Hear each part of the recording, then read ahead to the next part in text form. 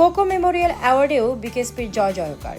BKSP বরাবরের মতোই উজ্জ্বল করছে বাংলার মুখ, ছিনিয়ে আনছে সাফল্য, লিখছে বিজয় গাথা। তাই এখন যে কোনো ক্রীড়া প্রতিযোগিতা কিংবা সম্মাননা অনুষ্ঠানে বিকেএসপির সাবেক আর বর্তমানদের উপস্থিতিও থাকে চোখে পড়ার মতো। এবার প্রথমবারের মতো ক্রীড়াবিদদের স্বীকৃতি দিয়েছে Arafat Rahman Koko memorial trust foundation. ক্রীড়াঙ্গনে বিশেষ অবদানের স্বীকৃতি স্বরূপ সাবেক ও বর্তমান মিলিয়ে 9 জন ক্রীড়াবিদ পেয়েছেন আরাফাত রহমান কোকো মেমোরিয়াল অ্যাওয়ার্ড। মনোনীতদের হাতে পুরস্কার তুলে দেন যুব ও ক্রীড়া প্রতিমন্ত্রী আমিনুল হক।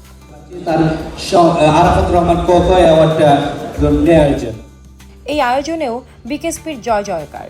ক্রিকেটের মারুফা আক্তার, ফুটবলের ঋতুপর্ণা, টেবিল টেনিসের খৈখৈ মারমা, আর্চারির সাগর ইসলাম আর হকির আমিরুল সবাই বিকেএসপির কৃতি সন্তান। মারুফা বিশ্বমঞ্চে বাংলাদেশের হয়ে গতির ঝড় তুলেছেন। তার বোলিং স্টাইল আর গতির তাণ্ডব দেখে মুগ্ধ হয়েছেন বাঘা বাঘা ক্রিকেট বোদ্ধারা। তিনি প্রশংসাও কুড়িয়েছেন বেশ। ঋতুপর্ণার ঝলক দেখে মুগ্ধ হয়েছে সাফ। তার পায়ের দারুণ নৈপুণ্যে মুগ্ধ হয়েছে ফিফাও। অনেক বিশেষজ্ঞরাই বলছেন ঋতুপর্ণা পুরো এশিয়ার সেরা নারী খেলোয়াড়।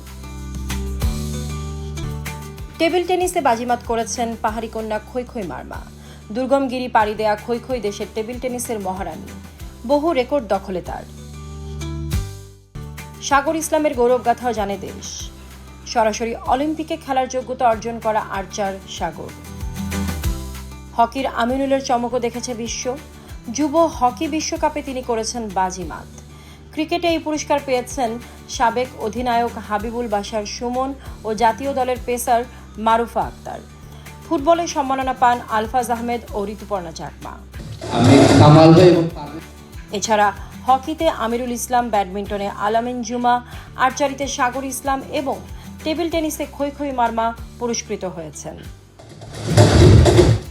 বাংলাদেশের প্রয়াত প্রধানমন্ত্রী খালেদা জিয়ার ছোট ছেলে আরাফাত রহমান কোকোর নামে প্রবর্তিত এই সম্মাননা প্রথমবারের মতো প্রদান করা হয়।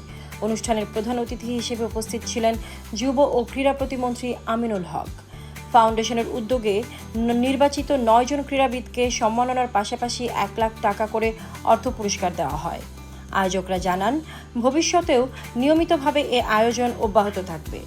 আগামীতে এই পুরস্কার আন্তর্জাতিক মানে ও আরও বড় পরিসরে আয়োজনের প্রত্যাশার কথাও জানান যুব ও ক্রীড়া প্রতিমন্ত্রী।